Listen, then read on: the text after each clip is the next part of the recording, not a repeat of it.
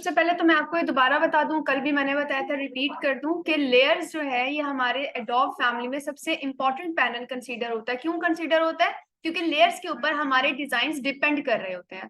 अब इसी चीज को फर्दर सबसे पहले मैं एक्सप्लेन करूंगी प्रैक्टिकली कि लेयर्स क्यों इंपॉर्टेंट है, क्यों लेयर के बगैर आप काम कर नहीं सकते हो, और अगर आपको कैनवस पे काम करना हो तो पॉसिबिलिटीज क्या है, क्या कौन सा है, क्या प्रॉस है।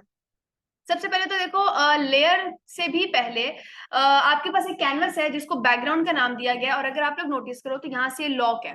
अब बैकग्राउंड क्या होता है? बैकग्राउंड में तो कैनवस है, लेयर भी तो कैनवस ही होगी, कैनवस पे बनना है, कोई अलग से लेयर तो आनी नहीं किसी और जगह पे, इसी कैनवस के ऊपर एक लेयर क्रिएट हो जानी है। इसको आप रिलेट कर सकते हो किसी भी रियल पेंटिंग क्लास से। अगर आपने कभी देखा हो, पेंटिंग सीखने जाते हैं तो जितने भी न्यूबीज होते हैं उनको कभी भी ये नहीं कहा जाता कि आप कैनवस के ऊपर डायरेक्टली पेंटिंग करो, उनसे एक शीट चढ़वाई जाती है कैनवस के ऊपर। वो शीट क्यों चढ़वाई जाती है? कोई तुक्का जेनेरिक क्वेश्चन है। कैनवस जो है जिसके ऊपर पेंटर्स पेंटिंग कर रहे होते हैं, जो स्टूडेंट्स पेंटिंग सीखने जाते हैं स्टार्टिंग में, उनसे कहा जाता है कि ये शीट एक कैनवस के ऊपर चढ़ाएं और उस शीट के ऊपर काम करें। क्यों? हम शीट को रिमूव कर सकते हैं। एग्जैक्टली, हाँ, एग्जैक्टली हम शीट को रिमूव कर सकते हैं। शीट रिमूवेबल भी होती है, शीट एडिटेबल भी होती है। आप शीट को गीले कपड़े से साफ करोगे, वो दोबारा नीट हो जाएगी, आप उस पर दोबारा प्रैक्टिस कर सकते हो। लेकिन अगर आप कैनवस के ऊपर काम कर रहे हो तो कैनवस के ऊपर आप जो डिजाइन बना रहे हो अगर गलत बन गया तो ना कैनवस जो है वो एडिटेबल है ना रिमूवेबल है, वो वन टाइम यूज होगा, उसके बाद जाया हो गया, अब आपको न्यू कैनवस लेकर आना पड़ेगा।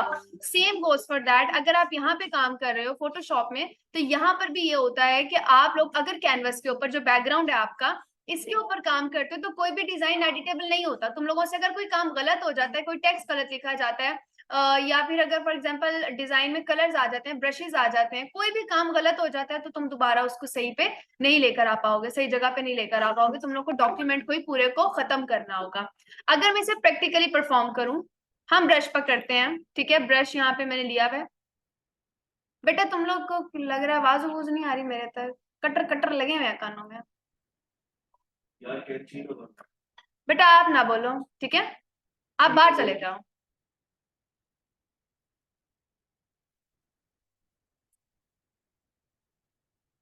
अच्छा, अब ये बैकग्राउंड है, बैकग्राउंड के ऊपर मैं ब्रश यूज कर रही हूँ। कोई भी हम लोग यहाँ पे डिजाइन बना लेते हैं, मैंने एक रैंडम लाइन ड्रॉ की है। अब देखो मैं इसको मूव करना चाह रही हूँ, सबसे सिंपल, सबसे बेसिक, सबसे चीज इंपॉर्टेंट, मूव हो रहा है क्या ये जगह से? अगर मैं इसका साइज चेंज करना चाहूँ, कलर चेंज करना चाहूँ, डिजाइन ही गलत बन गया, मैं कोई भी एडिटिंग व्हाट्सएवर करना चाह रही हूँ, क्या हो पा रही है? पॉसिबल ही नहीं। क्यों? वो कह रहा है you are working on a background layer and you can not move a background layer. तो आप या तो इसी को नॉर्मल लेयर बना लो, कन्वर्ट कर लो, या कैंसिल करो, यहाँ से लॉक करके इसको न्यू लेयर में कन्वर्ट कर दो। लेकिन आप बैकग्राउंड पे अगर काम कर रहे हो तो एडिटिंग एक्सपेक्ट नहीं करो, आप ये एक्सपेक्ट नहीं करो कि अब आप इसको चेंज कर सकते हो। मैं कहती हूँ अच्छा चलो आसान करते हैं, ठीक है, हम लॉक ओपन कर देते हैं। अब पहला क्वेश्चन ही माइंड में ये आता है कि यार अगर इसी का लॉक खत्म करके लेयर बनाई जा सकती है तो फिर क्यों कहा जा रहा है कि बैकग्राउंड पे काम करें? क्यों कहा जा रहा है कि आप न्यू लेयर लें? लेयर बन गई 2 मिनट में, अब इसी पे काम कर लेते हैं। इसलिए कहा जा रहा है कि अगर आप लेयर को देखो, स्केलिंग कर रहे हो लेयर की, अब मैंने क्या किया, उसको लेयर 0 बना दिया है। तो ये देखो ये क्या काम कर रहा है, मैं मूव कर रही हूँ, मूव हो रहा है, स्केलिंग भी कर रही है। देखो इन्हें एंकर पॉइंट्स कहते हैं, जो छोटे छोटे डब्बे है ना, इन्हें 8 एंकर पॉइंट्स कहा जाता है। और एंकर पॉइंट्स स्केलिंग के लिए यूज होते हैं और रोटेशन के लिए। तो स्केलिंग भी हो रही है, ये देखो, रोटेशन भी हो रही है। लेकिन कोई मुझे बता सकता है कि नुकसान क्या हो रहा है? हम्म, थोड़ा तुक्का लगाओ, तुम लोग करीब पहुंच जाओगे, सामने की चीज है। डिजाइन किया वो चीज है। हाँ, अभी क्या हो रहा है?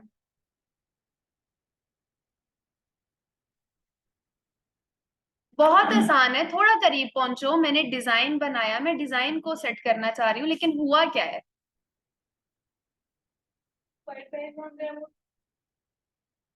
चलो सीधा भी कर लेते हैं, चलो सीधा वैसे पॉइंट नहीं है, बट अगर सीधा भी कर लें तो मेरा क्वेश्चन ये नहीं है। अच्छा मुझे बताओ, पीछे अब क्या कोई बैकग्राउंड रह गया? तो क्या डिजाइन के साथ साथ मेरा बैकग्राउंड ही मूव हो गया जगह से? जी। तो क्या अब मैं इस पे वर्किंग करके इसे एक्सपोर्ट कर सकती हूँ? नहीं कर सकती क्लास, ऑब्वियसली नहीं कर सकती। देखो उन्होंने मुझे कहा था, जो भी अगर मैं किसी का बंदे का काम कर रही हूँ तो वो मुझे कहेगा यार डिजाइन मूव करो ना, आप बैकग्राउंड को क्यों जगह से हिला रही हो? बैकग्राउंड अगर खत्म हो जाता है और आप अपने डिजाइन को एक्सपोर्ट करते हो, जेपैग फॉर्म में लेकर आते हो for uploading on any platform, तो वो विदाउट बैकग्राउंड आएगी, डिजाइन ही नहीं आएगा उसमें। अगर मैं इसी का लॉग ओपन कर देती हूँ तो सिंपल ये कि आपके डिजाइन और आपके बैकग्राउंड की प्रॉपर्टीज मर्ज हो गई हैं। मैं डिजाइन की स्केलिंग करना चाह रही हूँ, वो साथ साथ कैनवस की स्केलिंग भी कर रहा है। मैं डिजाइन को एक जगह से रोटेट करना चाह रही हूँ, वो उसको भी रोटेट कर रहा है। कैनवस को मैं मूव कर रही हूँ, डिजाइन को वो कैनवस को भी मूव कर रहा है। तो आप बिल्कुल कर सकते हो, बैकग्राउंड को कन्वर्ट कर सकते हो लेयर में, जिस तरह भी हम लोगों ने यहाँ पे किया।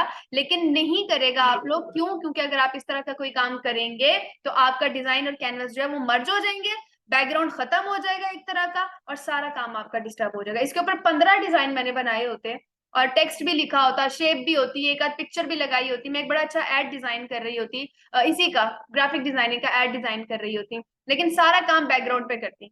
बाद में जब मैं बैकग्राउंड की स्केलिंग करने बैठती तो वो सारी की सारी लेयर्स एक साथ स्केल हो जाती। टेक्स्ट को यहाँ एक अलग साइज देना चाहिए था, पिक्चर को अलग, मगर मैं स्केल कर रही हूँ, सबकी प्रॉपर्टीज मर्ज हो गई है, सारी इकट्ठी स्केलिंग हो गई, तो मेरा काम खत्म हो जाता। ये नुकसान फेस करना पड़ता। और अगर मैं अंडू करती, कंट्रोल जी प्रेस करती, which is possible 15 to 20 times, आप 15 से 20 बार लगातार अंडू कर सकते हो। और अगर आप रीडू करना चाहते हो, फॉरवर्ड आना चाहते हो, तो कंट्रोल प्लस शिफ्ट प्लस जी आप प्रेस करते हो। और अगर मैं कंट्रोल जी या कंट्रोल शिफ्ट प्लस जी भी करती तो मेरा सारा काम रिमूव हो जाता। ये नुकसान है। तो आप लोगों ने कभी ये नहीं करना, कहने को आप कर सकते हो। अगर फिर भी क्वेश्चन आए कि मैं दिया तो है ना एट द एंड, फोटोशॉप ने किसी रीजन से दिया होगा, तो हाँ जी बिल्कुल रीजन है। अगर आप डायरेक्टली इमेज एडिट कर रहे हो, ये डिजाइन डिजाइन नहीं बनाना, डायरेक्टली पिक्चर को एडिट करने बैठे, फॉर एग्जांपल आप कहते हो मिस ये मुझे एक मॉडल की पिक्चर आई है कि कहा गया जी इसका फेस, इसके फेस पे स्कार्स बहुत है, एक्नी बहुत है, फेस बिल्कुल क्लीन करके दिया जाए। या कोई प्रोडक्ट एडिटिंग आप कर रहे हो, किसी फोन की एडिटिंग आप कर रहे हो, कोई भी प्रोडक्ट है और आपको कहा जाता है ये प्रोडक्ट बिल्कुल नीट क्लीन करके दे, प्रॉपर हमें मार्केटिंग करनी है इसके ऊपर, तो उस वक्त आप अगर नहीं भी लेयर यूज करते हो, डायरेक्ट इमेज एडिटिंग में विदाउट लेयर काम करते हो, चलेगा। लेकिन डिजाइन में लेयर लेना जरूरी है। अब देखो अगर अंडू करूं, ये बिल्कुल ब्लैंक है, ये प्लस का निशान बना हुआ है क्लास यहाँ पे, इधर मैं क्लिक करूंगी, लेयर क्रिएट हो जाएगी। अब दोबारा यही काम करते हैं, मैंने दोबारा ब्रश से डिजाइन बनाया, अब देखो अब वो क्या कर रहे हैं, लेयर को मूव कर रहे हैं, लेयर की स्केलिंग कर रहा है। और अगर मैं रोटेट कर रही हूँ तो वो लेयर को रोटेट कर रहा है, क्यों? क्योंकि लेयर यहाँ पे अलग से बनी हुई है। और अगर आप लोग नोटिस करो तो हमेशा ये जो भी आप लेयर ले रहे होते हो फोटोशॉप के अंदर, ये पीएनजी होती है ट्रांसपेरेंट बैकग्राउंड के साथ। क्यों होती है? सिर्फ डिजाइन नजर आ रहा है, बैकग्राउंड नहीं है। क्यों? क्योंकि बैकग्राउंड अलग से है मौजूद। अगर यहाँ पे भी व्हाइट कलर का बैकग्राउंड नजर आ रहा होता जो और बना होता, तो फिर दोबारा हम वही फेस कर रहे होते कि डिजाइन भी साथ साथ जा रहा है और मेरा कैनवस भी मूव कर रहा है। तो एक चीज को सिंपली रट लो कि आप लोगों ने फोटोशॉप के अंदर हर डिजाइन के लिए सेपरेट लेयर लेनी है, आपका काम आसान हो जाएगा। अब इसी से रिलेटेड अभी आंसर मैंने कर दिया, अगर क्वेश्चन में दोबारा करूं, अब मुझे कहा जाता है कि ठीक है ये ओके डिजाइन आपका, अब दोबारा आप ब्रश से एक और डिजाइन आप ड्रॉ करके हमें दिखा दें, या कोई जो भी आप वर्किंग कर रहे हो उसके अकॉर्डिंगली आपको एक और ब्रश से यहाँ पे डिजाइन ड्रॉ करना है। तो आपके ख्याल में अब तो ऑलरेडी लेयर ली हुई है, इसी लेयर पे काम कर दूं या न्यू लेयर लूं? वजह एग्जैक्टली इसकी भी साथ साथ स्केलिंग हो जाएगी। अगर मैं इधर ही काम करने बैठ जाती हूँ, मैं कहती हूँ ठीक है यार ये लेयर मेरे लिए ओके है, फाइन है, इसको ड्रॉ हम कर लेते हैं, तो वो फिर ये कहेगा कि यार अब आपने ना क्योंकि एक डिजाइन ड्रॉ कर लिया हुआ है, अब आप फेस करोगे प्रॉब्लम, दोनों इकट्ठे स्केल होंगे। मैं कह रही हूँ नहीं एक संभालो, कह रहे कि नहीं अब लेयर सेम है तो हम प्रॉपर्टीज मर्ज करने पे मजबूर है। मैं अंडू कर देती हूँ और हम लोग यहाँ से न्यू लेयर लेके न्यू डिजाइन ड्रॉ करते हैं, सेपरेट, इस पे आओ सेपरेट, ये काम करने का तरीका है। अब सारी जितनी भी वर्किंग है आपकी डिजाइन से रिलेटेड, उनमें आपने लेयर्स खुद मैनुअली लेनी है, जाकर नीचे प्लस के बटन पे क्लिक करना है, लेयर आएगी, फिर काम करना है। लेकिन दो काम ऐसे हैं फोटोशॉप में जिनके लिए लेयर लेना जरूरी भी है, कंपल्सरी भी है, और आपको लेयर खुद लेनी भी नहीं पड़ती, आप टूल पर ही क्लिक करते हो, फोटोशॉप खुद लेयर आपको क्रिएट करके दे देता है। अब वो दो ऑप्शन क्या है? एग्जैक्टली एक टेक्स्ट है और दूसरी शेप्स, ठीक है। एक ही टेक्स्ट है, अगर मैं कोई लेयर नहीं ले रही हूँ, सिर्फ टेक्स्ट यहाँ से मैंने सिलेक्ट कर लिया और मुझे यहाँ पे लिखने को कोई टेक्स्ट दिया जाता है और मैं एंटर करती हूँ, तो वो ऑटोमेटिकली लेयर बना देता है यहाँ पे। तो आप जो भी टेक्स्ट लिखोगे आपको प्रॉब्लम ही नहीं फेस करना पड़ेगा, अगर लेयर नहीं ली, लेयर ऑटोमेटिकली बन जाएगी। इसी तरह एक दूसरा काम भी है जिसके लिए लेयर लेना जरूरी भी है और लेयर खुद ले लेता है फोटोशॉप, आपको नहीं खपना पड़ता, वो काम है शेप्स का। मैंने शेप पिक की, कोई भी एक शेप उठा लेते हैं और दोबारा लेयर नहीं ले रही हूँ और यहाँ पे मैं शेप को ड्रॉ कर रही हूँ, तो अब क्या होगा, वो मुझे शेप की बकायदा नेम के साथ लेयर बनाकर दे देगा। ये मेरी शेप है, लेयर्स में पॉलीगॉन 1 के नाम से उसने लेयर बना दी। ये दो वाहिद काम है जिनके लिए तुम लोगों को खपना नहीं पड़ेगा, तुम लोगों को लेयर्स को लेना नहीं होगा। अदरवाइज ये कि हर डिजाइन के लिए लेयर लेना पड़ेगा आपको सेपरेट, ताकि हर डिजाइन की प्रॉपर्टीज अलग अलग रहें। ये आपका बेसिक में है। अब इसको भी खत्म करते हैं। ये तो क्लियर हो गया कि आपने लेयर नहीं लेनी, क्यों नहीं लेनी, लेनी है क्यों लेनी है, बैकग्राउंड पे काम कर सकते हो, कब कर सकते हो, नहीं कर सकते, क्यों नहीं कर सकते, ईच एंड एवरीथिंग यहाँ पे क्लियर है। अब दो और काम मैं आपको पहले बता दूं, फिर हम लेयर्स पे वापस आते हैं। एक तो ये कि ये एक प्रॉपर्टी बार है। अगर आप कहो कि मिस नेम वाइज अलग अलग कर दें, क्योंकि आपको टेक्निकली एक एक टर्म का पता होना चाहिए। ये मेन्यू बार कहलाती है, ये प्रॉपर्टी बार है, ये टूल बार है, ये आपकी डॉक्यूमेंट्स की जगह न्यू डॉक्यूमेंट्स की, ये पैनल्स होते हैं यहाँ पे, और ये प्रॉपर्टी पैनल और लेयर पैनल है। अब देखो प्रॉपर्टी पैनल भी है, प्रॉपर्टी बार भी है। कोई स्पेसिफाई कर सकते हैं कि दोनों रखना जरूरी भी है और दोनों ही प्रॉपर्टी प्रॉपर्टी है, तो डिफरेंस क्या है, क्यों हम रख रहे हैं दोनों? तो प्रॉपर्टी पैनल है ये कैनवस हम्म, है वो टूल्स के लिए। Exactly, very good. आप जब यहाँ से कोई टूल पिक करते हो क्लास, तो यहाँ पे आपको टूल्स की प्रॉपर्टीज नजर आ रही हैं। और अगर आप कोई चीज यहाँ कैनवस के ऊपर ले आए हो, तो उसकी प्रॉपर्टीज यहाँ आ रही है। जैसे अभी कैनवस बिल्कुल ब्लैंक है, खाली है, कुछ नहीं है, तो वो कैनवस की प्रॉपर्टीज दिखा रहा है जी। ये आपका साइज है, ये ओरिएंटेशन रखी थी आपने, ये कलर मोड रखा था आपने, ये आपके 8 बिट्स की रेजोल्यूशन है कलर्स की, वगैरह वगैरह। और जब मैंने यहाँ शेप पे क्लिक किया हुआ है, तो ये शेप की प्रॉपर्टीज दिखा रहा है। शेप को स्ट्रोक भी दे सकते हैं। मैं कहती हूँ यार स्ट्रोक नहीं देना, स्ट्रोक खत्म करो, इतना बड़ा बड़ा स्ट्रोक अच्छा नहीं लग रहा, कलर भी खत्म कर दो, बस शेप नॉर्मल आ जाए, और शेप का कलर भी आप ये कर दो, ग्रीन कर दो। अब अगर मैं शेप यहाँ बना रही हूँ, तो इंटरेस्टिंगली ना सिर्फ एक टूल रह गया, कैनवस पे भी आ गया, प्रॉपर्टीज कैनवस पे भी आ गई। तो ये छोटे छोटे डिफरेंसेस आपने याद रखने हैं। जब कोई चीज आप कैनवस पे ले आओगे, तो उसकी प्रॉपर्टीज यहाँ प्रॉपर्टी पैनल में शो हो जाएंगी, और अदरवाइज जो भी टूल है, हर टूल की अलग अलग प्रॉपर्टी आपको यहाँ पे प्रीव्यू करेगा वो। अब लेयर्स पे दो चीजें बस और है जस्ट, उसके अलावा लेयर्स का कॉन्सेप्ट क्लियर है। बहुत ज्यादा लेयर्स हो आपके पास, आपको स्पेसिफिकली 2 से 3 लेयर्स को दरमियान में से सिलेक्ट करना हो, तो आप कंट्रोल का बटन प्रेस करते हो, कोई भी लेयर को दरमियान में से आप सिलेक्ट कर लेते हो। कंट्रोल का बटन अलाउ करता है एट अ टाइम एक से ज्यादा सिलेक्शन लेने की। अगर आप कहते हो कि मिस हमें एक साथ कई सिलेक्शन लेनी है, मगर कंट्रोल से नहीं, और कोई आसान तरीका इससे भी जल्दी बताएं, तो बस पहली लेयर पे क्लिक करो और जो आखिरी लेयर सिलेक्ट करनी है, शिफ्ट का बटन प्रेस करके उस पे क्लिक कर दो। ये दरमियान से भी सारी लेयर्स की सिलेक्शन कर लेगा, टाइम बचा रहा है आपका, तो आप इसको भी यहाँ पे सेट कर सकते हो। कंट्रोल क्या है कि आप स्पेसिफिकली चुन चुन के लेयर्स को सिलेक्ट करो, और इकट्ठी एक साथ बहुत ज्यादा करनी है, तो पहले पे क्लिक करो और शिफ्ट के साथ आखिरी लेयर पे क्लिक करो, दरमियान की लेयर्स को वो सिलेक्ट कर देगा। ये आपका नॉर्मल सिलेक्शन की हद तक का काम आ जाता है। इसके अलावा यहाँ पे कुछ काइंड्स आपको दी हुई है। फॉर एग्जाम्पल आपकी टेक्स्ट लेयर्स अगर होती तो ये आपको स्पेसिफिकली टेक्स्ट लेयर्स दिखाता, अगर पिक्चर्स होती तो पिक्चर्स की लेयर्स दिखाता, अगर फिल्टर लगाया होता तो कोई फिल्टर की लेयर दिखा देता, अगर आपने शेप्स यूज की होती तो यहाँ पे शेप्स की लेयर्स आ जाती। ये कुछ काइंड सिर्फ इस हद तक दी हुई कि अगर बहुत ज्यादा लेयर्स हो तुम लोगों के पास और सर्च आउट करना हो, तो ये कर सकते हो। मैं बताने की हद तक बता रही हूँ, अदरवाइज आप इतना यूज टू हो जाते हो सॉफ्टवेयर के साथ कि छोटे छोटे कई टैक्टिक्स आप यूज भी नहीं करते हो, जरूरत ही नहीं पड़ती तुम लोगों को। अब आते हैं हम लोग नेक्स्ट चीज की तरफ, रेजोल्यूशन। हमने आज पहले 2 ये टूल्स भी करने हैं, फिर 4 ये टूल्स भी करने हैं, क्योंकि मुझे आपको असाइनमेंट देनी है, तो जल्दी जल्दी आगे बढ़ते हैं। पहला टूल है जी हमारे पास मूव टूल।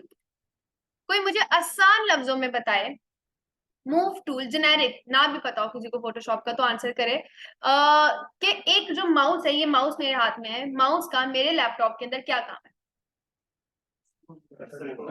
कर्सर कंट्रोल करना, good. Next, selection, very good.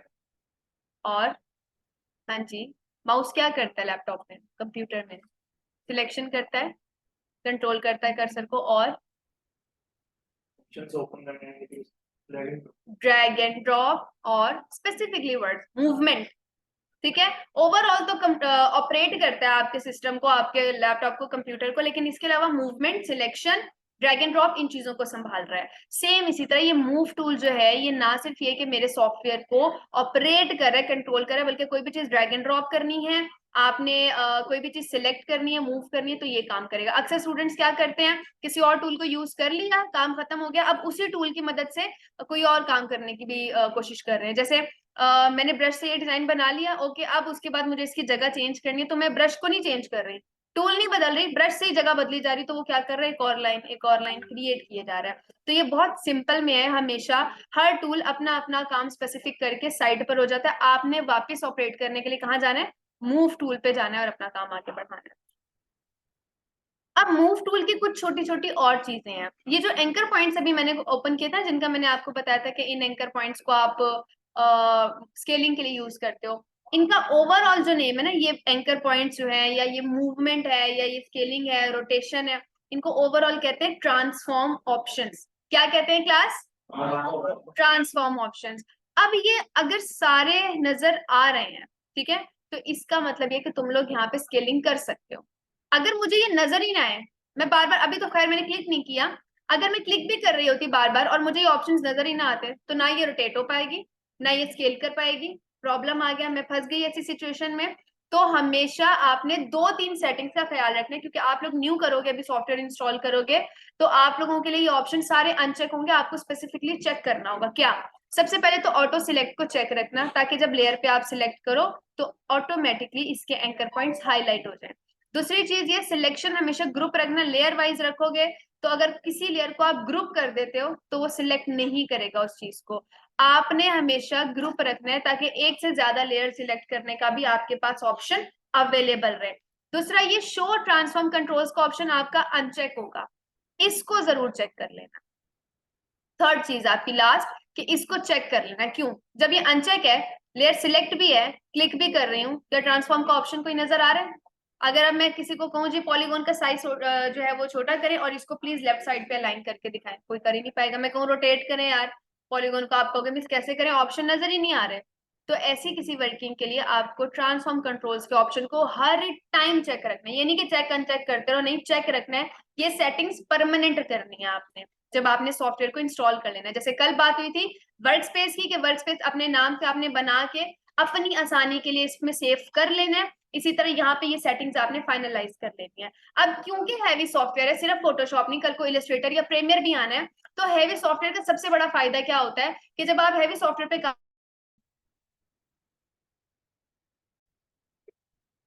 तो आप लोगों ने कंट्रोल टी प्रेस करना है जब कभी प्रॉब्लम में फंस रहे हो। अदरवाइज सिंपल इसको चेक रखो, नॉर्मली आता नहीं है, इशू आए तो आप ये कर सकते हैं। अब अगली चीज पर आते हैं, ये तो पहला टूल हो गया हमारा। अब दूसरा टूल है मेरे पास आर्टबोर्ड टूल। मैंने कल आर्टबोर्ड आपको पढ़ाए हैं स्टार्टिंग में, जब हम पहला इंटरफेस कर रहे थे फाइल क्रिएशन का। तो मुझे कौन एक्सप्लेन करेगा कि आर्टबोर्ड्स क्या होते हैं, क्या बताया था मैंने?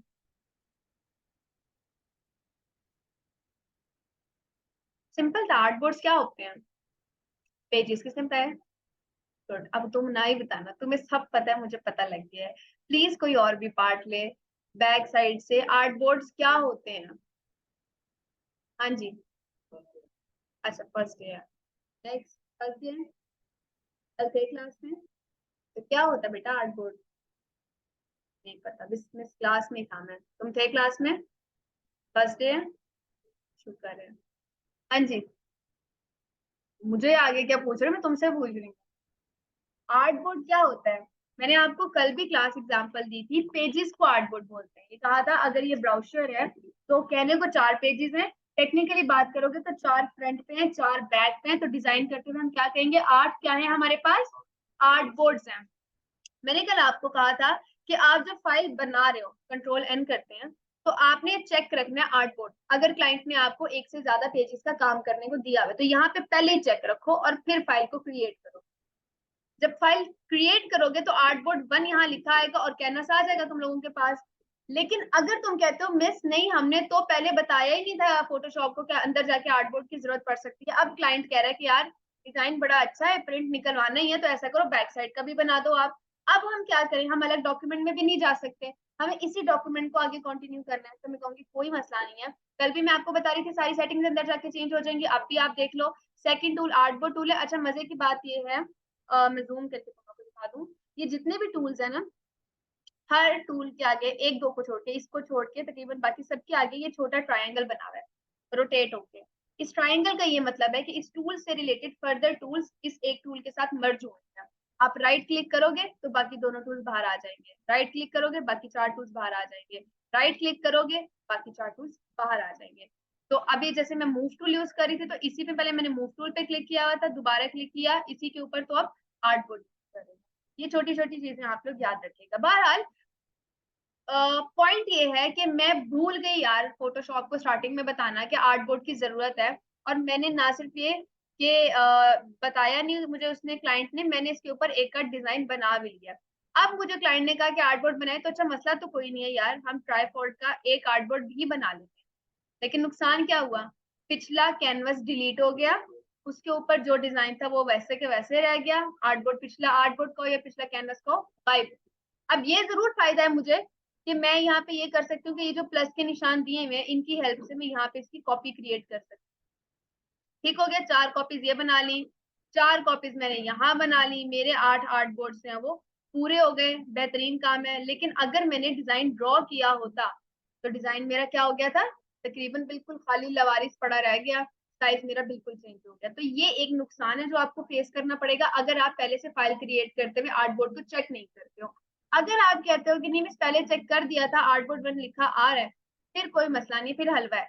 फिर आप यहाँ से जब आर्टबोर्ड सिलेक्ट करोगे और यहाँ पे आप आर्टबोर्ड बनाओगे, तो वो पिछले आर्टबोर्ड को भी आपके सेफ रखेगा, ये देखो, और अगला भी बना देगा। अब अगर आपको हम इस स्क्रॉल ये बनाते हुए, ड्रॉ करते हुए, ड्रैग एंड ड्रॉप करते हुए, हमें तो पता ही नहीं कैनवस क्या साइज है, हो सकता है कैनवस का साइज हमें गलत हम बना दे, ड्रॉ करते हुए जरा ज्यादा लंबा कर दें या चौड़ा कर दें, कोई इस टाइप की गलती कर दें।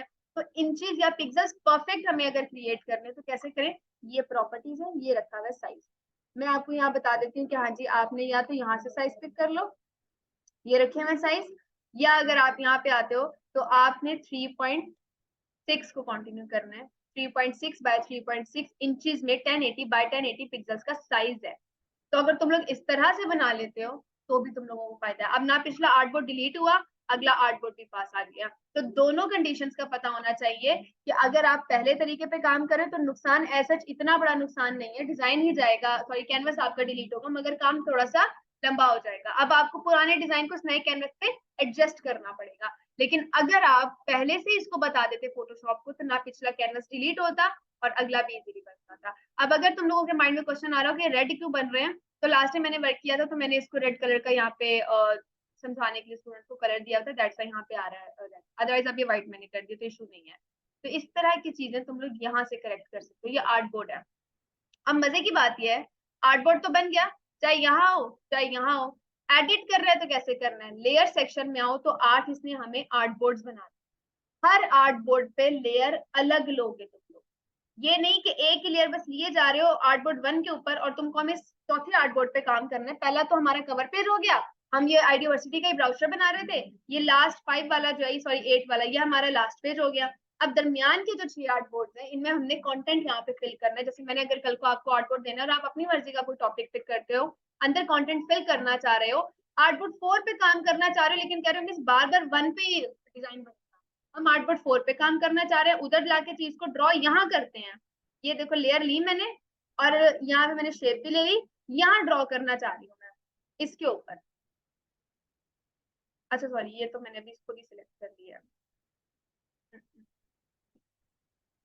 रुको, इसको सिलेक्ट करके इसको लेयर दो, अब सही है।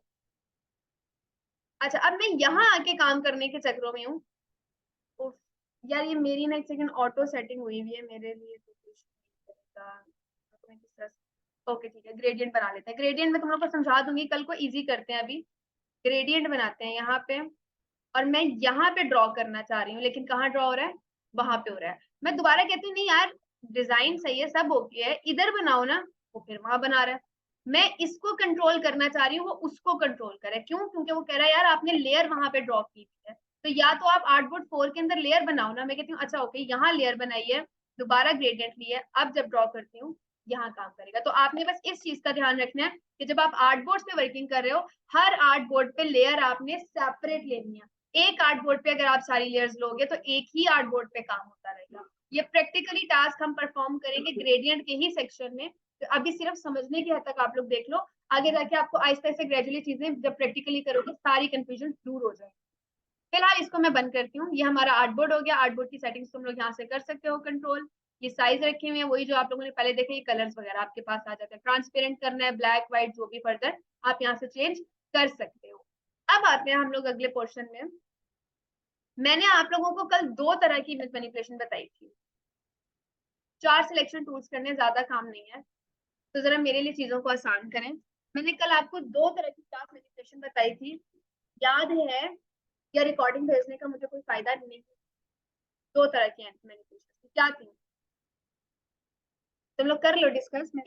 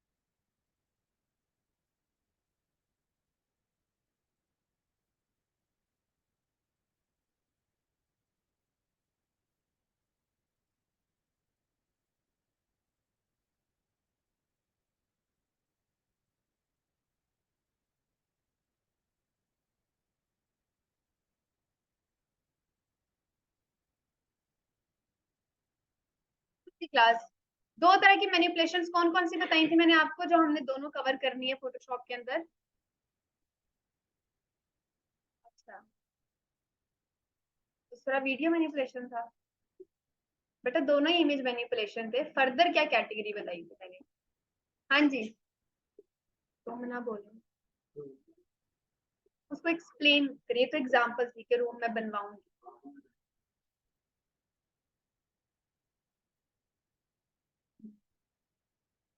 वो तो ठीक है। एग्जैक्टली, मैंने कहा था 2 मैनिपुलेशंस करवाऊंगी मैं आपसे, आप करोगे। एक होगी जिसमें हम फेक इमेज ही क्रिएट करेंगे, मैं आपको फेक ही बनाना सिखाऊंगी और आपने फेक ही रिप्रेजेंट करना है। एक वो रूम वाली वो थी कि जिसमें मैंने कहा था कि बनानी फेक है मगर रियल लगनी चाहिए, आपको टच रियल देना है। सैंपल्स मैं आपके साथ ग्रुप में शेयर करूंगी। अब बताने का मकसद ये है और आपसे पूछने का कि इन एडिटिंग्स के लिए, ये जो मैनिपुलेशन है, इनके लिए सबसे ज्यादा सिलेक्शन टूल्स यूज होते हैं और सिलेक्शन टूल्स टोटल हमें फोटोशॉप ने 10 दिए हैं।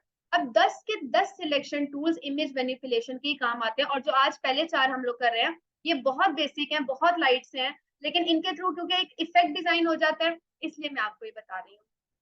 करना क्या है आपने, सबसे पहले तो ये समझ लो कि हम लोगों ने कुछ वेबसाइट्स भी कवर करनी है। मैं आपको साथ साथ बताया करूंगी फ्री नॉन कॉपीराइटेड मटेरियल्स के लिए। तो अनस्प्लैश इज वन ऑफ दोस्त, पहली वेबसाइट है, लिख लो unsplash.com। जो है ये आपको free non copyrighted 4K images provide करती है हर तरह के साइज में, चाहे वो 1920 बाई 1080 है, चाहे वो 1080 बाई 1080 है, चाहे वो 1080 बाई 1920 है, 720 है, व्हाट्सएवर जो भी साइज चाहिए, इंस्टा, फेसबुक, यूट्यूब, आपको हर तरह का बड़ा क्रिएटिव इमेज यहाँ पे मिलेगा। आपको बस वेबसाइट को बताना है कि आपको किस तरह की चीज चाहिए। अब अगर माइंड में ये क्वेश्चन आ रहा हो आप लोगों के कि जी गूगल पे हम क्यों नहीं सर्च कर सकते, हम अनस्प्लैश को ही क्यों एक्सप्लोर करें, गूगल भी तो इमेजेस दे रहा है, तो कोई बता सकता है कि क्यों गूगल से स्विच करवा के हमेशा डिजाइनर्स को, एडिटर्स को ऐसी वेबसाइट्स पे लाया जाता है? पहली चीज,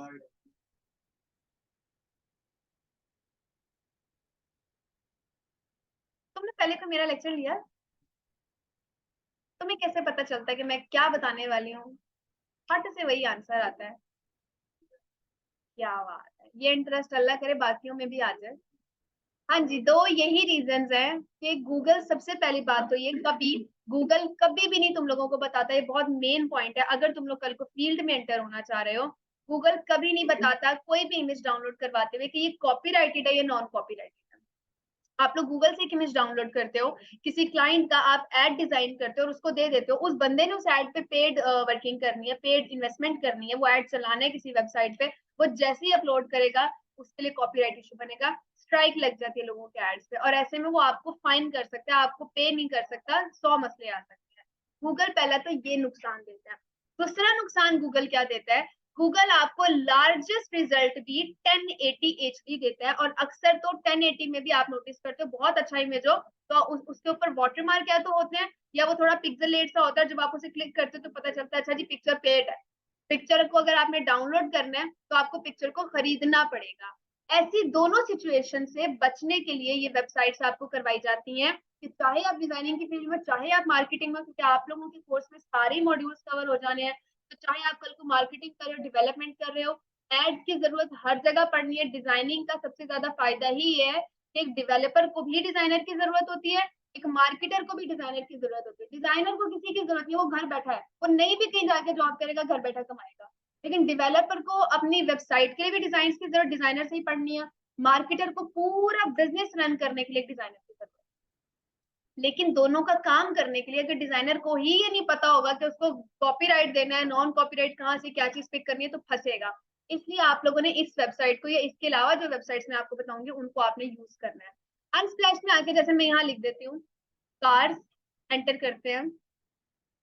सबसे पहली तो दो रोज जो आपको वो शो कर रहा है, view more on I stock, ये पेड एड है, इस पे क्लिक मत करना। शटर स्टॉक, आई स्टॉक, ये जितनी भी वेबसाइट्स हैं ये आपको पेड मटेरियल देती हैं। आपका रिजल्ट यहाँ से शुरू हो रहा है, 10,000 इमेजेस वो कह रहे हैं जी मैं आपको दे रहा हूँ फ्री, किसी भी साइज में आप यहाँ से उसको डाउनलोड कर सकते हो। ऐसा नहीं है कि अनस्प्लैश पेड नहीं है, हर free website 2 to 3% material paid रखती है, क्योंकि उस वेबसाइट को भी कमाना है। तो अगर आप यहाँ नोटिस करो तो जिस पिक्चर के ऊपर अनस्प्लैश प्लस लिखा हुआ है ना, वो पिक्चर आप या तो पेड करो या आपको वाटरमार्क के साथ मिलेगी। अदरवाइज ये रखी है, ये है, ये है, ये सारी 4K इमेजेस हैं, 4K DSLR आईफोन का रिजल्ट होता है। तो अगर आप इनको देखो तो ये सारी फ्री आपको मिलेगी। अब इंटरेस्टिंग काम आपने क्या करना है जो मैं आपको यहाँ बताऊं, मोस्ट इंपॉर्टेंट, क्योंकि मैं आपके साथ वो सारी टिप्स ट्रिक्स शेयर कर भी रही हूँ और करती रहूंगी जो मैंने खुद अपने काम करने से एक्सपीरियंस से लर्न किया। ये नॉर्मली पता नहीं चलता जब तक आप फील्ड में एंटर नहीं होते हो। अब जैसे ये वेबसाइट है, नॉर्मली क्या होता है, पिक्चर जब हम लोग डाउनलोड करते हैं गूगल पे से या फिर इसी किसी वेबसाइट से, तो हम लोग क्या तरीका अप्लाई कर रहे होते हैं, हम लोग राइट क्लिक करते हैं, सेव इमेज पे जाते हैं, इमेज सेव कर लेते हैं। गूगल की हद तक तो शायद ये तरीका सही भी है, गूगल पे यही तरीका है राइट क्लिक करके सेव। लेकिन इस तरह की अगर किसी वेबसाइट पे तुम लोग वर्क करते हो तो इस तरह की वेबसाइट्स को यूज करने का अपना अलग तरीका है। तुम लोगों को क्या करना है, राइट क्लिक करके सेव नहीं करना, या तो ये डाउनलोड का बटन बना हुआ है इस पे क्लिक कर दो, या फिर पिक्चर को प्रॉपरली पहले ओपन करो और ऊपर साइड पे डाउनलोड फ्री का बटन होगा उस पे क्लिक कर देना। किया गया। ये दो तरीके हैं डाउनलोड करने के। अब मैं तुम लोग को सही और गलत दोनों से बताती हूँ नुकसान क्या होगा। अगर तो तुम लोग सही तरीका फॉलो करते हो, which is obviously that button और नीचे वाला, अगर आप लोग उसको प्रेस करते हो तो नुकसान नहीं है। पिक्चर जेपैग फॉर्मेट में होगी और पिक्चर अच्छे एमबीज में हो जाएगी डाउनलोड, बिल्कुल वो उसी पे रहेगी।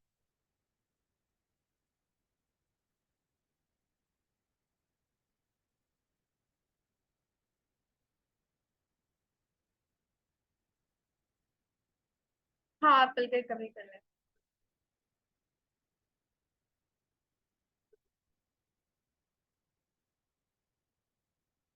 आप मुझे जल्दी से शीट में ना ऐड करा दे सर, आपकी रिकवरी आसान हो जाएगी।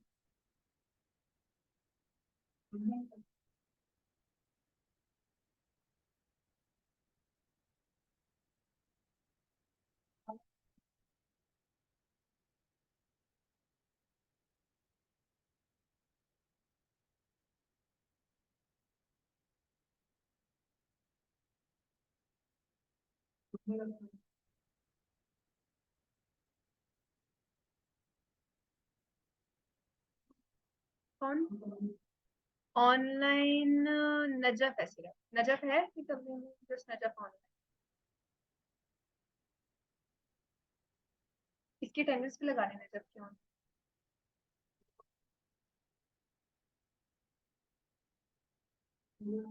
आप लोगों ने अटेंडेंस नहीं लगाई? लगाई। नजफ की सर लगा लेते हैं। नजफ लड़का है कि लड़की? लड़की है।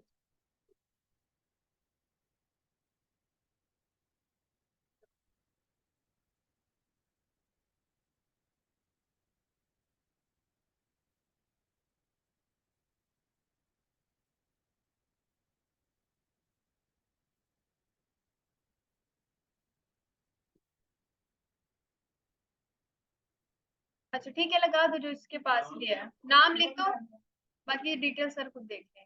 मंजर नहीं है कोई मेरे पास।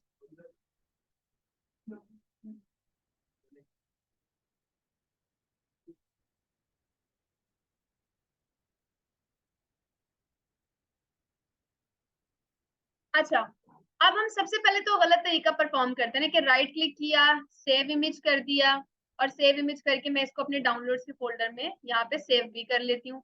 दूसरा सही तरीका भी मैं फॉलो करती हूँ कि इस डाउनलोड के बटन के ऊपर मैंने क्लिक किया है, और अब इसको यहाँ पे दोबारा डाउनलोडिंग पे लगा देगा।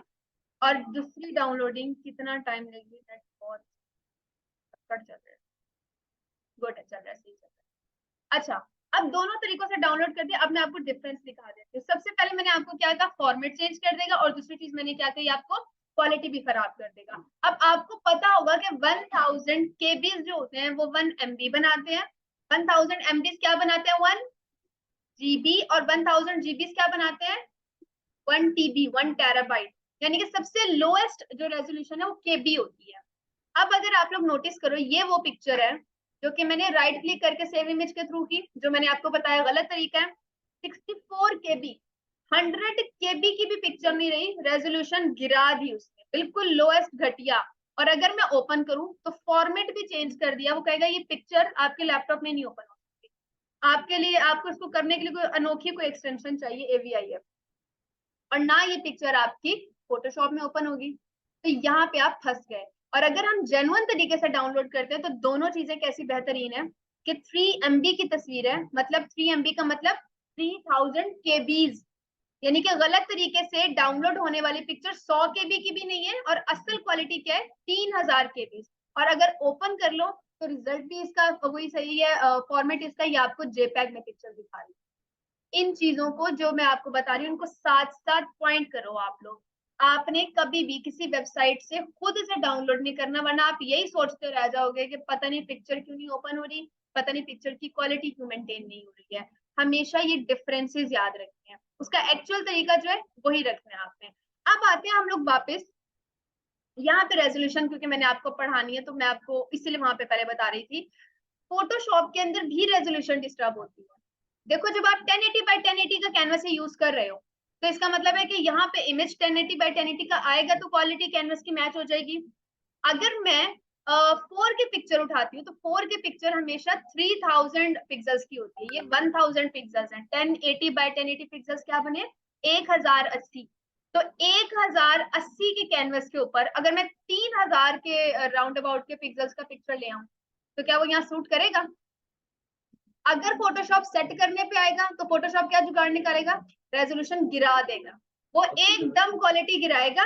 1080 के 1080 में क्वालिटी इसकी मेंटेन कर देगा और काम हो जाएगा। ये चीजें हमेशा फोटोग्राफर्स के साथ अगर आप कभी काम करो तो आपको पता चलेंगी, वो पिक्चर्स के साथ खेलते ही ऐसे हैं। अगर वो कभी आप किसी फोटोग्राफर के साथ बैठो, एडिटिंग समझो, जो एक पिक्चर के ऊपर लाखों कमा रहे हैं, वो इन रेजोल्यूशन को बहुत अच्छे से समझते हैं। आपने क्या करना है, हमेशा कैनवस को मैच करना है अपनी पिक्चर के साथ, अगर आपने क्वालिटी नहीं गिरानी। और अगर आप कहते हो मिस, मैं तो एक सोशल मीडिया पोस्ट बना रहा हूँ, उस पर पिक्चर नजर ही इतनी सी आनी है, हल्की फुल्की नजर आनी है, तो ठीक है, तब फर्क नहीं पड़ता, बेशक आप 3000 की पिक्चर को 1000 के कैनवस पे खोल दो, डजेंट मैटर। लेकिन अगर आप कोई प्रोफेशनल इमेज एडिटिंग कर रहे हो जिसमें नजर ही इमेज आना है, पैसा लग ही एक तस्वीर के ऊपर है, वहां रेजोल्यूशन सबसे इंपॉर्टेंट है। अब मैं आपको प्रैक्टिकली दिखाती हूँ कैसे। ये पिक्चर 3000 पिक्सल्स की है, क्योंकि 4 के पिक्चर का साइज हमेशा 3000 समथिंग होता है। इसको अगर मैं 10,000 के कैनवस पे ओपन करूँ तो देखो क्या करेगा।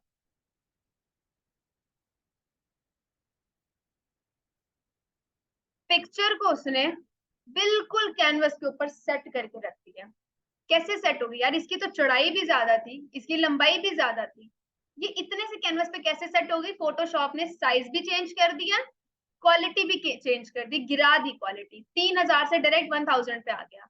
लेकिन अगर आप कहते हैं मिस फिर कहाँ ओपन करें, कैनवस ओपन करना तो जरूरी है, और हम नहीं ओपन कर सकते 4K के मुताबिक अपना कैनवस, हमें पता ही नहीं इसकी क्या क्वालिटी बन रही है। तो तब आप ये करो, पिक्चर उठाओ, फोटोशॉप पे लाओ, कैनवस पे ड्रॉप करने से अच्छा है कि साथ डॉक्यूमेंट फॉर्म में यहाँ पे एक सेपरेट टैब के तौर पे ओपन करो।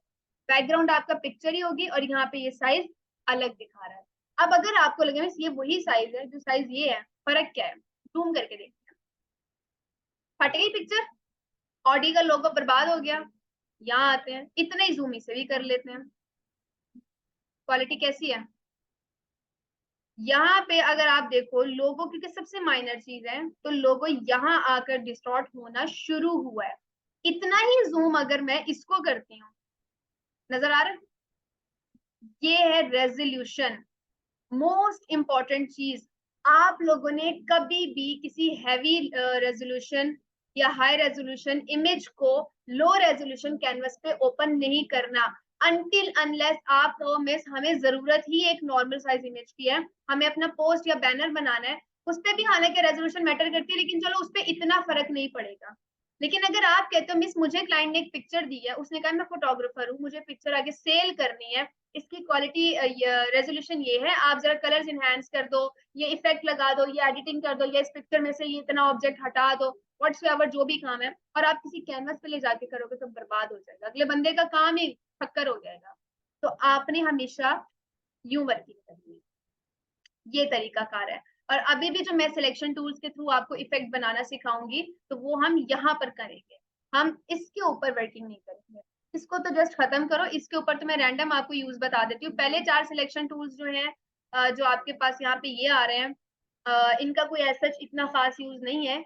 ये सिंपल या तो देखो सर्कल फॉर्म में है, या रेक्टेंगल फॉर्म में है, या सिंगल रो है। रो कहते हैं सिंपल एक सीधी लाइन को जो इस फॉर्म में होती है, हॉरिजॉन्टल आई गेस, और कॉलम क्या होती है, वर्टिकल, वर्टिकल ही होती है ना कॉलम।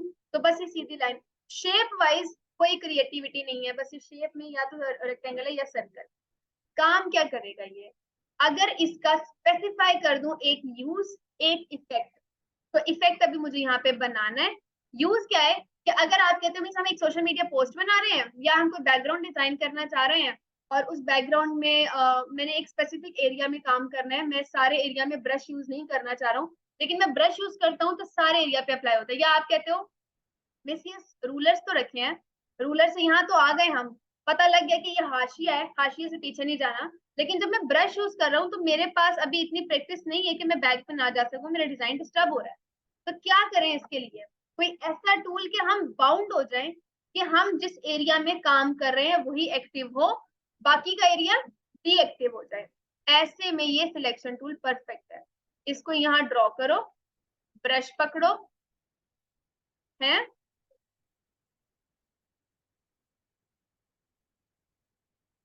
इसको यहाँ पे ड्रॉ कर लो, और कोई भी ब्रश से इसके ऊपर अगर आप कलर कर लेते हो, तो अब आपको क्या आसानी है कि आपका डिजाइन आपका कलर इससे बाहर ही नहीं आएगा, ये जो भी आपका है। ये देखो मैं इसका ब्रश का साइज बड़ा करके तुम लोग को दिखा रही हूँ, यहाँ पे अप्लाई हो गया, यहाँ पे अप्लाई करना है, अप्लाई नहीं हो रहा। क्यों अप्लाई नहीं हो रहा, क्योंकि वो कह रहा है यार आपने जो ब्रश से एरिया सिलेक्ट किया हुआ है, सॉरी सिलेक्शन टूल से, बस हम उसी पे काम करेंगे, वही एक्टिव एरिया। तो ये मुझे आसानी हो गई। फिर मैं अगर यहाँ पे, अगर आप लोगों ने क्योंकि पहली दफा यूज करना, ये 4 पाथ फाइंडर्स हैं, इन्हें पाथ फाइंडर्स बोलते हैं, चारों को क्या बोलते हैं क्लास, इन चारों को पाथ फाइंडर्स क्या करते हैं, अगर पहला पाथ फाइंडर सिलेक्ट होगा तो आपको एक टाइम पे एक ही सिलेक्शन अलाउ करेगा। जैसे मैं दूसरी सिलेक्शन करना चाह रही हूँ तो वो पिछली को खत्म कर रहा है, मैं इसके अलावा एक और सिलेक्शन यहाँ पे ड्रॉ करना चाह रही हूँ तो वो इसको खत्म कर देगा। आप कहते हो नहीं मिस एक ही दफा में आ जाए ना सारी सिलेक्शन, या चलो एटलीस्ट 2 से 3 सिलेक्शन तो एक दफा में अलाउ करे, वो टाइम बचे मेरा। आप दूसरा पाथ फाइंडर, इस दूसरे पाथ फाइंडर की लुक से ही पता चल रहा है, एक टाइम में आपको एक से ज्यादा सिलेक्शन अलाउ करेगा। मैं एक सिलेक्शन ये ले लेती हूँ, एक और यहाँ बना लेती हूँ, अब मेरा काम आसान है। एक और बना लेते हैं हम यहाँ पे, उसको हम पूरा एरिया देते हैं।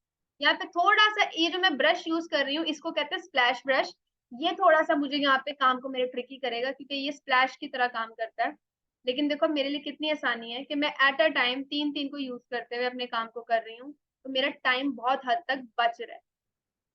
और अगर सिलेक्शन को डिलीट करना हो तुम लोगों ने, तो सिंपल तुम लोग अपने कंप्यूटर से सॉरी अपने कीबोर्ड से कंट्रोल डी प्रेस करोगे, तो ये तुम लोगों की सिलेक्शन को खत्म कर देगा। इस तरह से ये वो सबसे बेसिक है, इसको समझो, बहुत बेसिक है ये अभी जो मैं बता रही हूँ, सिर्फ यूज की हद तक मैं आपको बता रही हूँ कि हाँ जी यूज कहाँ होता है। इसके अलावा अगर तुम लोग कहोगे 2 और मिस पाथ फाइंडर्स रखे हैं वो भी बता दे किस लिए यूज होते हैं, तो उनका भी कोई खास यूज नहीं है, पूरे फोटोशॉप कर करके थक जाओगे तब भी उनकी जरूरत नहीं पड़ेगी। लेकिन फिर भी अगर हो के यूज क्या है, तो ये वाला पाथ फाइंडर जो है एक्चुअली, ये जब आप दो शेप्स को आपस में कट करना चाहते हो, ट्रिम करना चाहते हो, तो तब यूज हो जाता है। और अगर आप चौथे को लेते हो तो जितना एरिया सिलेक्ट करोगे वो रह जाएगा बकेट। बस ये फजूल बात है। इसमें अगर मैं कहूँ बहुत क्रिएटिविटी भी दिखाओ क्या है, तो आप कहोगे मैं चांद बना लेंगे ये। बस इतना ही है। लीव बन जाएगा। लीव कैसे बनेगा? चौथे पाथ फाइंडर को ले लो और जितना एरिया सिलेक्ट करोगे वो लीव में कन्वर्ट कर देगा। बहुत सिंपल है, लेकिन यूज नहीं होता क्योंकि वेक्टर सॉफ्टवेयर नहीं है ना।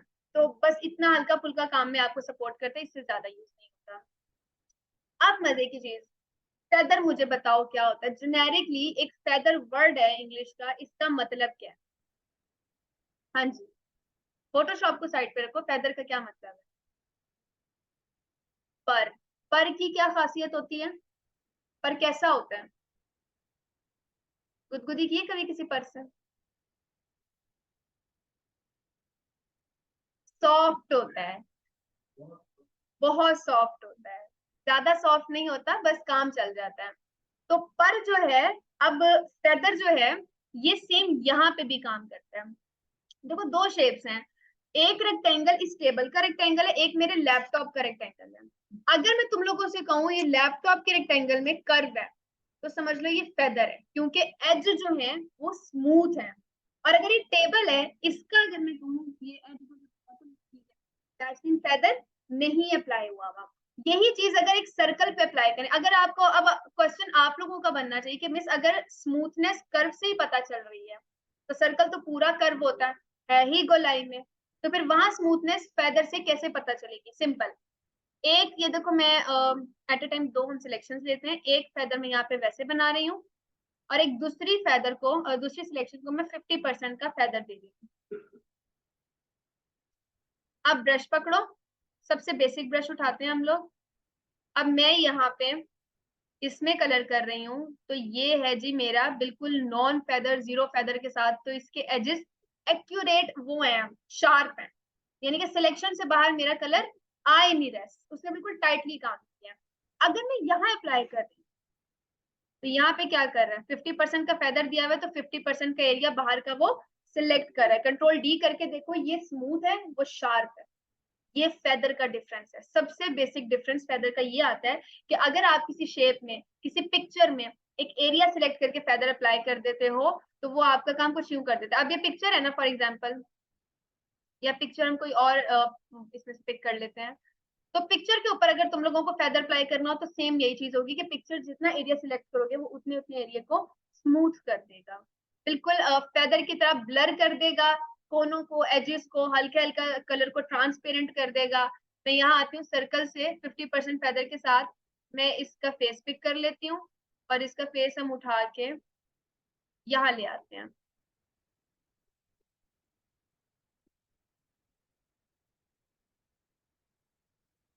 और दाने हो के भी तुम्हें नहीं लगता तुमसे अच्छी लग रही है? अच्छा, अब मैं इतनी अच्छी तो कह ही नहीं रही क्लास, मैंने कहा इससे अच्छी लग रही है। अब अगर आप नोटिस करो तो एजेस ब्लर है, हल्की हल्की स्मूथनेस है, फेदर है। अगर मैं यही फेस सिलेक्ट करती, लेकिन मैं फेदर यहाँ पे 0 कर देती, तो सिलेक्शन कैसी हो जाती? अब वो एजेस की तरह पिक करता फेस को।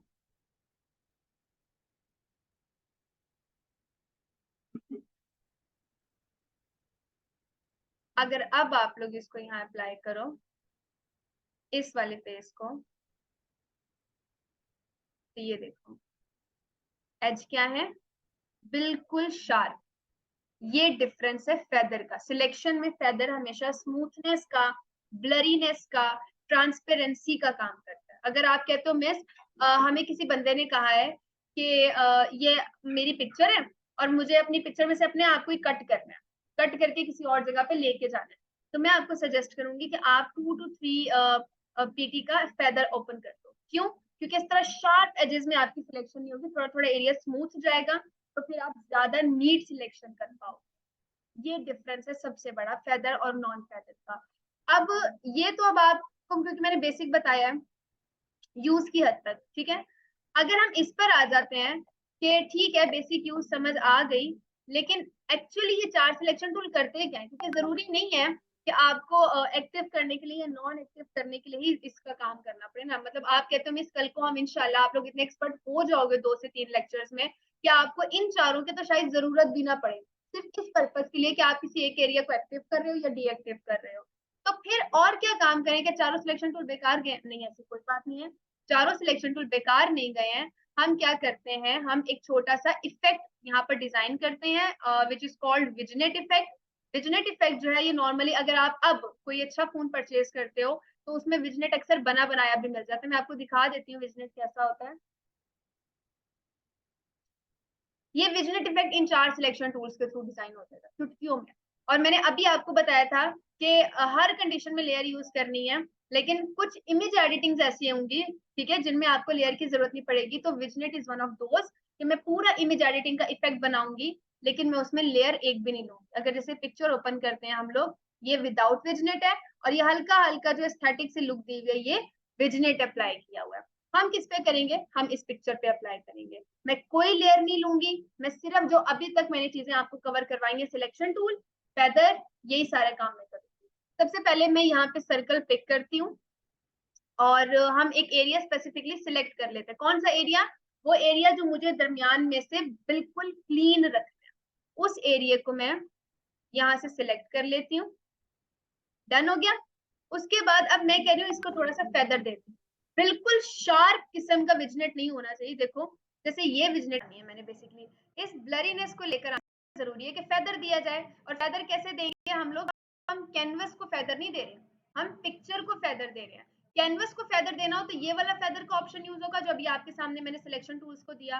पिक्चर को फेदर देने के लिए पिक्चर पे राइट क्लिक करके फेदर अप्लाई कर रहे हैं। और बड़ी मजे की बात है, अगर तुम लोग गूगल से कोई पिक्चर उठाते हो, क्योंकि मैंने असाइनमेंट तुम लोगों को यही देनी है अभी, गूगल 1080 की पिक्चर आपको हाईएस्ट देगा और उसमें 100 से ज्यादा का फेदर आप लोग अप्लाई नहीं कर सकते। और 4 के पिक्चर में आप 600 तक का फेदर अप्लाई कर सकते हो। तो देखो मैंने 550 लास्ट सिलेक्शन किए, मैं इसी को ओके करती हूँ, फेदर अप्लाई हो जाएगा।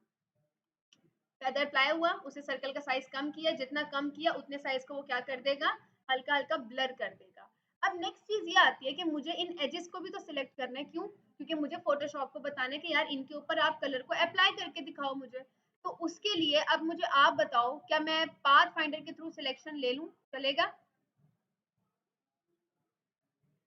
क्योंकि पाथ फाइंडर के थ्रू क्यों नहीं कर सकते? तो पाथ फाइंडर के थ्रू कर लें, कोई प्रॉब्लम तो नहीं है क्लास? अभी तुम लोग को बताया मैंने, थोड़ा थोड़ा जोर डालो दिमाग पे बेटा। अगर तुम लोग पाथ फाइंडर के थ्रू एट अ टाइम एक से ज्यादा सिलेक्शन ले लोगे तो वो दो सिलेक्शंस को मर्ज कर देगा।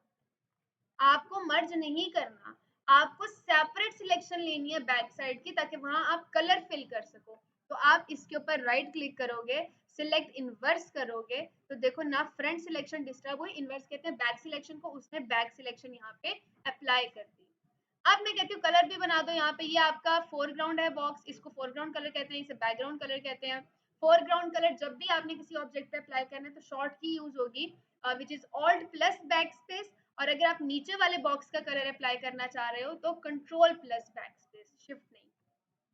अब ऊपर वाले पर आते हैं और कोई भी यहाँ से हम कलर पिक कर लेते हैं, ओके कर देते हैं, alt plus back space press करते हैं, कंट्रोल डी करते हैं, विजनेट हमारा अप्लाई हो गया।